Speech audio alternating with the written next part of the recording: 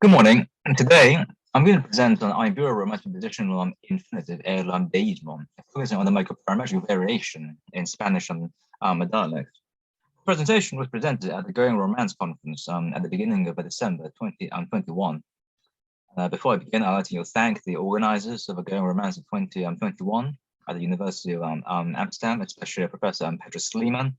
It's so good to see Petra again because I met her at Going Romance 2013 was such an enjoyable experience, and my thanks to her again for organizing this year's conference.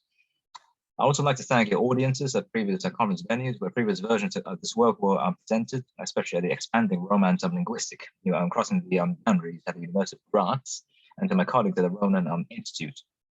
My immense gratitude to my mentors and supervisors in the Romance linguistics. All areas are mine, of course. And finally, I'd like to dedicate this presentation to all my informants of Spanish from all around the world. So just begin by saying that sin vosotros o ustedes nada. Romance and prepositional infinitives are extremely common in Romance languages. Intuitively, they consist of a preposition plus infinitive. That's common enough. And prepositional in infinitive, formally speaking, you can be analyzed as either PP adjuncts or as clausal complements, which have been analyzed formally as MPs. For example, if we look at Italian, if we say affermo di fare questo, that means I claim to do this. We cannot say affermo di questo. If we use the pronoun, it would have to be affermo questo. So I claim this, namely to do this. In French, similarly, les gens le redoutent d'être licenciés.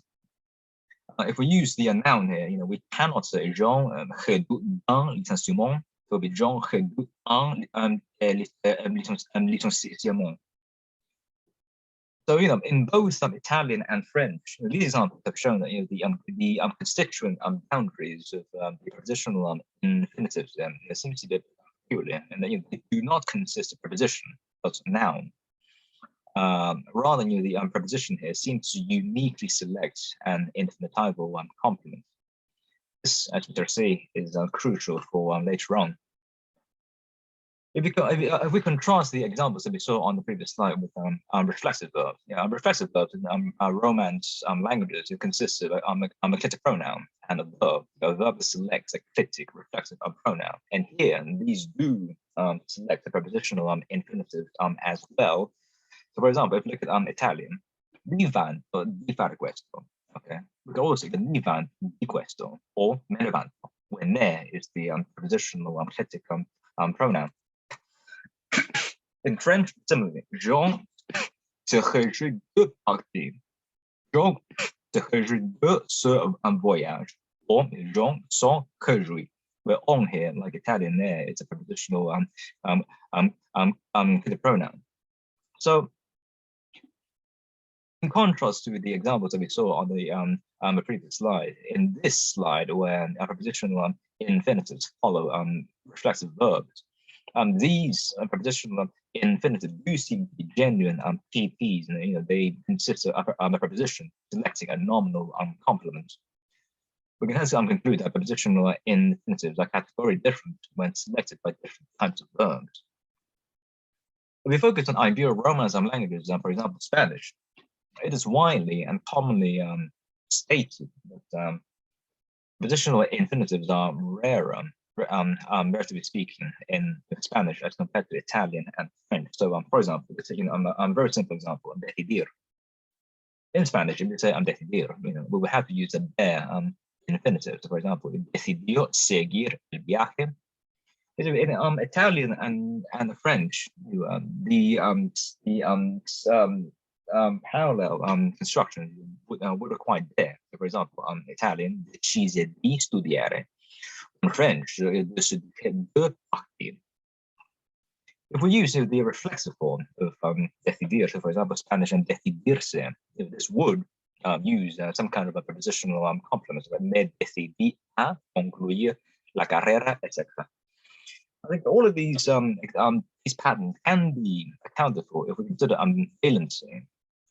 with our reflexive verbs, which consist of a verb plus a reflexive pronoun, which are thematically or it's also syntactically unsaturated. These select PP adjuncts.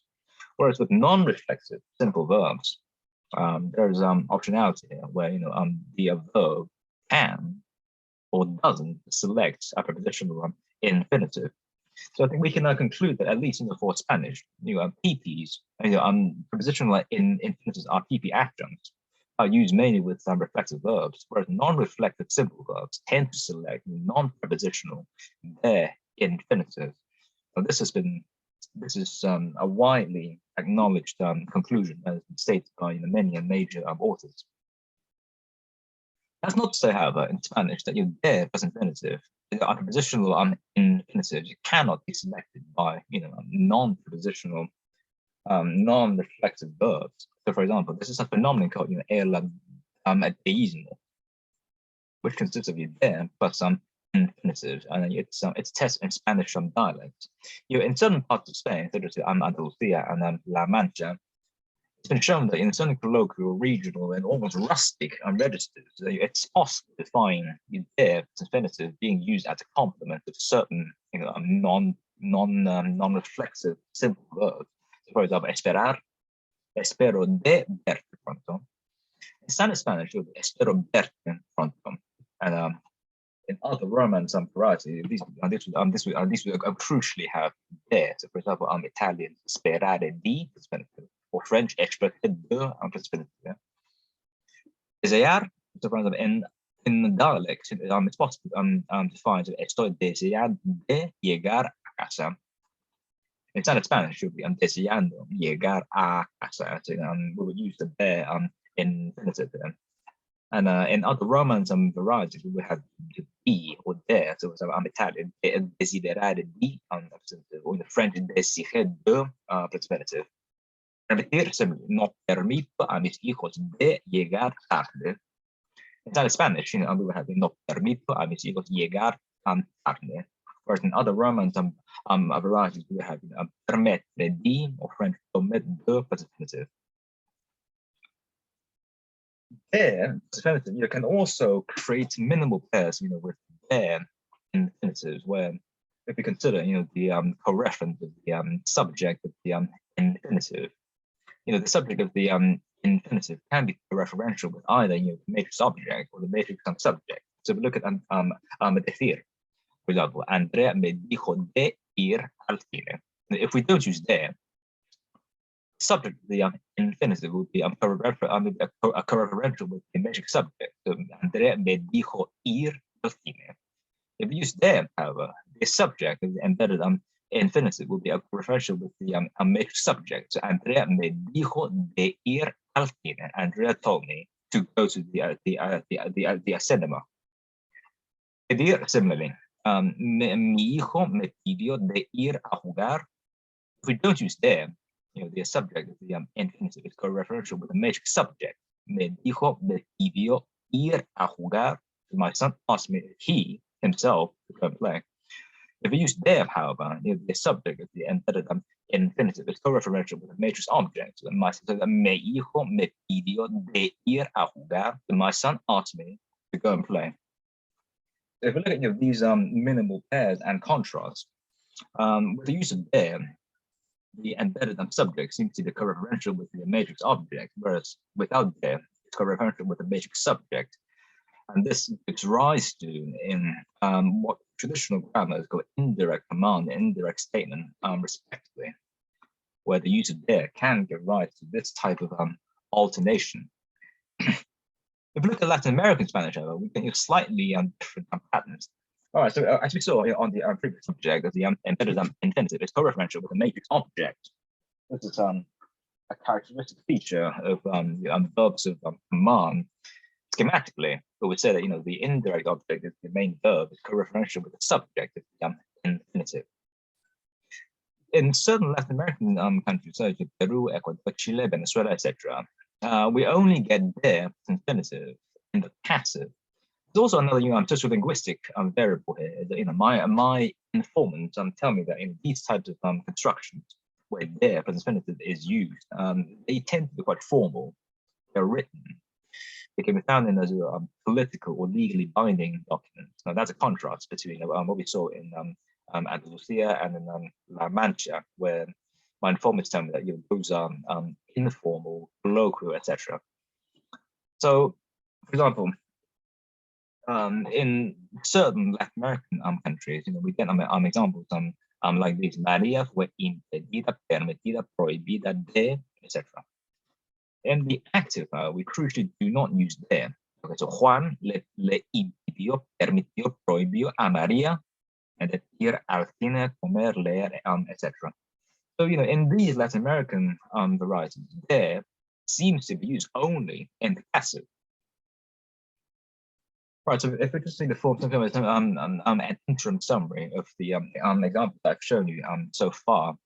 Right, so we're now interested in the sort of deísmo, the use of de plus infinitive in non-standard, so Spanish dialects. We also get this dialectal variation where in peninsular European Spanish, de plus infinitive is used in ways that are colloquial or patois, informal, etc. As American Spanish, however, in these particular countries, these de plus infinitive seems to be formal or legal, etc.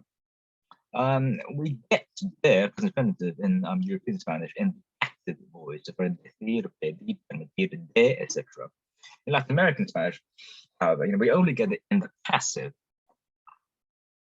In European Spanish, de introduces an external argument in the infinitive, which is co-referential either with the matrix subject or the matrix object, giving rise to indirect statement and indirect command, respectively. In Latin American Spanish, however, de seems to license passivisation of object control verbs. So the subject of the infinitive is permitted somehow by de to move to the matrix clause. It surfaces in the matrix subject position. And also in European Spanish, de plus infinitive cannot be used in the passive. So all my informants of peninsular European Spanish deísta dialects tell me that examples like this: fue impedido, permitido, prohibido, plus de is absolutely wrong, totally wrong. We cannot use these types of constructions in the passive.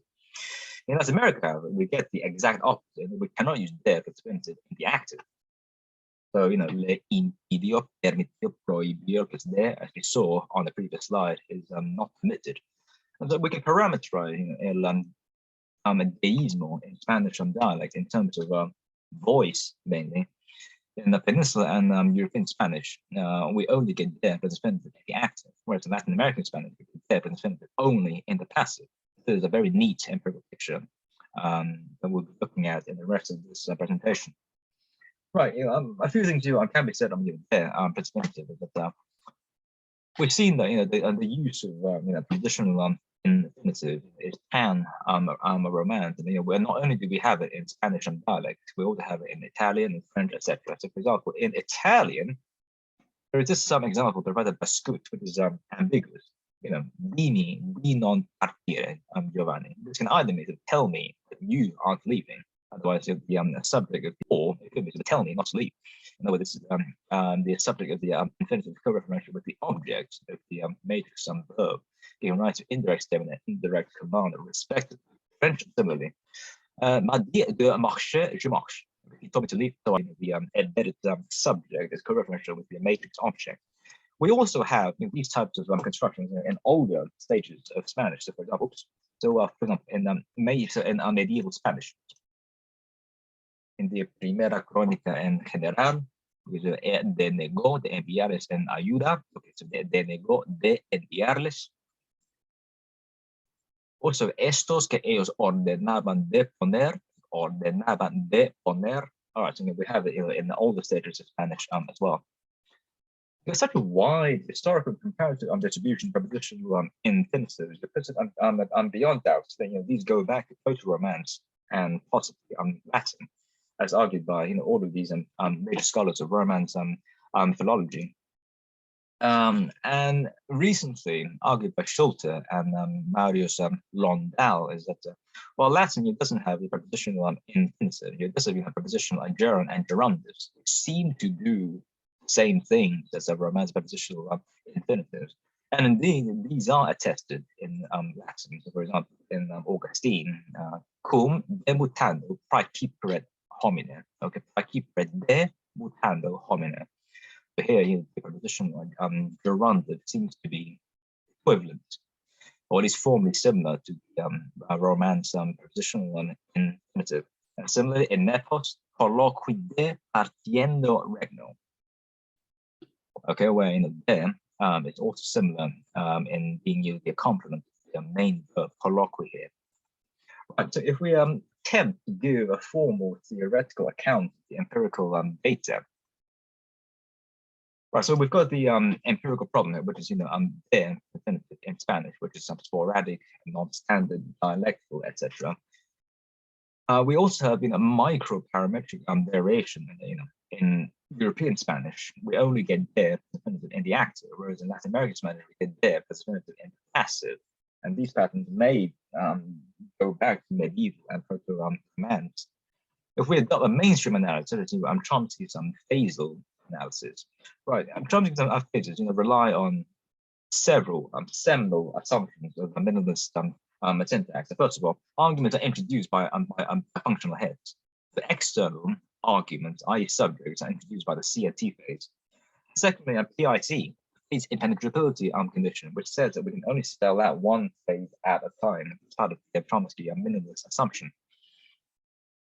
So if we look at this construction schematically, where the verb selects an infinitive complement headed by there, where the embedded subject is co-referential with the matrix object, with namely the matrix indirect object.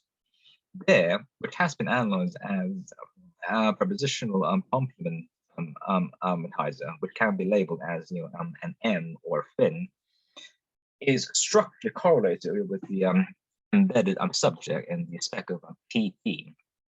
So we could say that there the prepositional complementizer is somehow needed to license the embedded subject. More can be said about passivization in Romance and in language in general. I mean, the key assumption is Boussio's generalization, which is one of the landmarks of GD syntax in the 80s. The idea is that there's an intrinsic connection between the external argument and object case.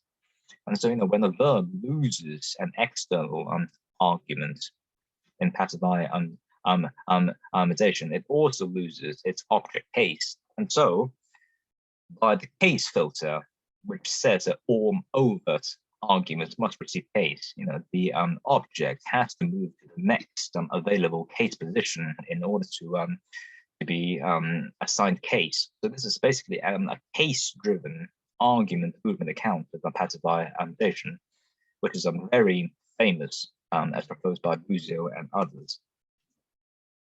With ECM verbs, exceptional case marking verbs, there is a following argument chain where the subject embedded infinitive moves to the object of the main verb, and from there moves to the subject of the main verb in passivization. So we get the following A chain.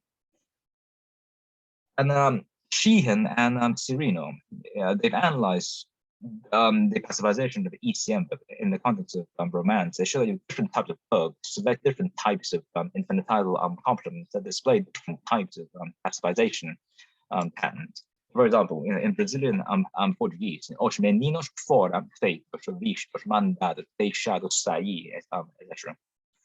They show that verbs like fazer and ver cannot be used to pacify ECM verbs, whereas verbs like mandar and deixar can.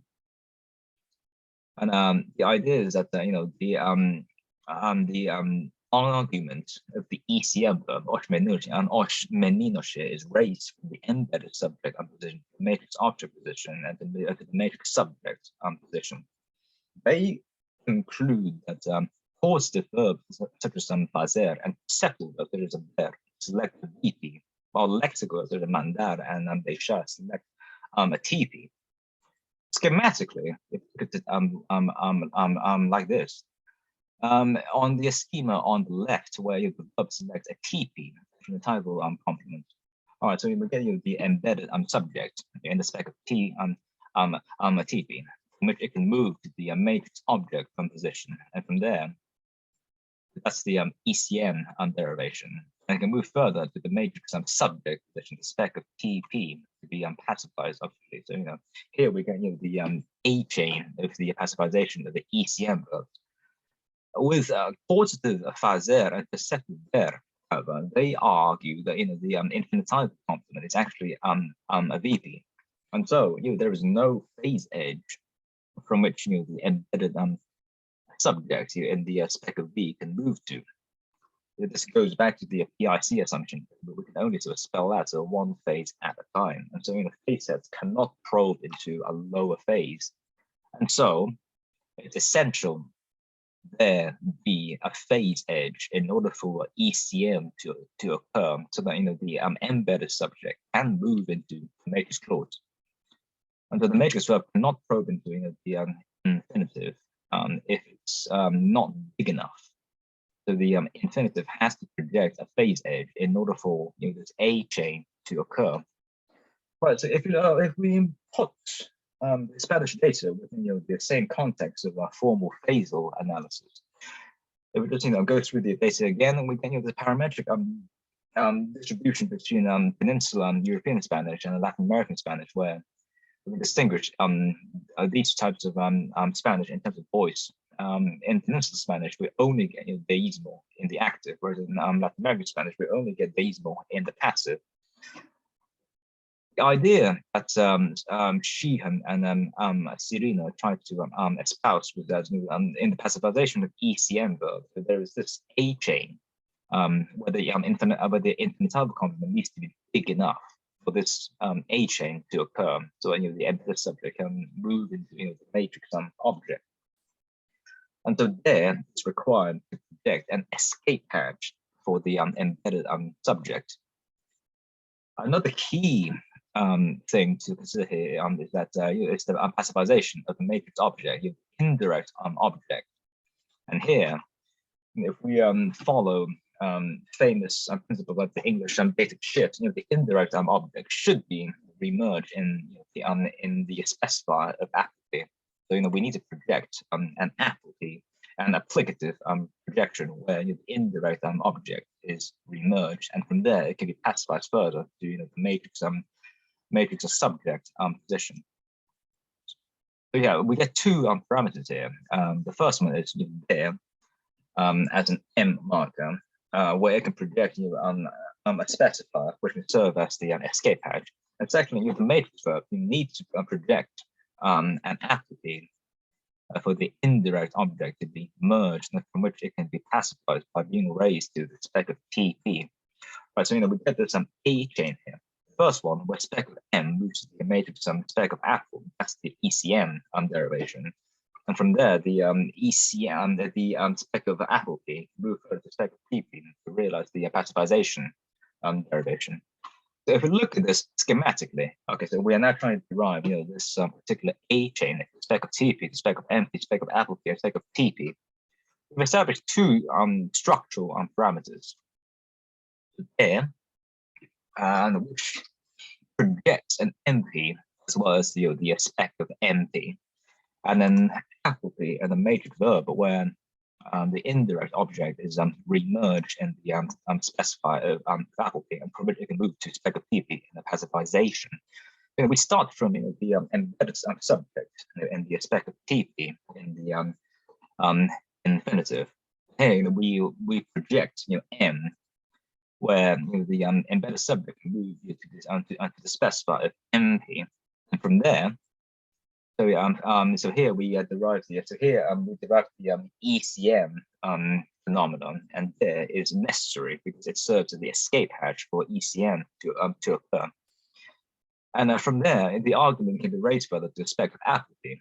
given that we're now thinking about because of the object, the subject of the infinitive is referential with the indirect object, and the indirect object, according to series of applicatives, needs to be remerged in the specifier of Appleby, and from Appleby it can move further and further into the matrix subject position in spec of TP.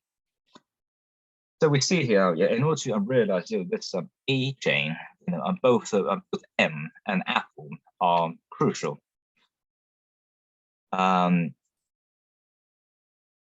We can now sort of account for the Spanish and dialectal data. While Latin American Spanish projects Appleby, Peninsular Spanish doesn't. And so,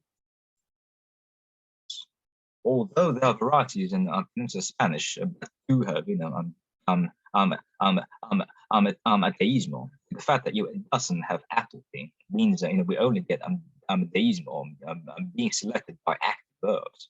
Whereas in Latin American Spanish, where we assume that verbs can project an Appleby for the indirect object, these verbs can be pacified. Hence, we get this active and passive distinction here. Right, so if I just propose some summary and conclusions. Yeah, so in this particular presentation, I propose to look at the Spanish and dialectal data of el deísmo. We conclude that these are substandard. These are dialectal phenomena that don't tend to occur in Standard Spanish, although they occur in other varieties of Romance, which means that these are genuine examples of Romance. And we also distinguish between the Peninsular European Spanish and Latin American Spanish, where we could distinguish these in terms of voice. In European Spanish, their infinitive is selected only by passive verbs, whereas in Latin American Spanish, their infinitive is only used in passivized constructions. And here, if we adopt this formal analysis proposed by Chomskian and phases and further developed by Sheehan and Cirino. Right, so in order to derive this A chain, which is endemic to the passivization of ECM instructions, we start from the spec of TP of the infinitive. It then moves to spec of MP, and for spec of MP to spec of Appleby, and for spec of L to spec of a TP. All of these projections are essential for this A chain to be derived. And so we need to put M and Apple here. In Spain, where there's no Appleby, so we only get there infinitive being selected by active verbs. Whereas in Latin America, where Appleby is projected, there infinitives can be passivized in ECM verbs. Yeah, so here is my presentation. For any feedback and comments, please get in touch. Thank you for listening.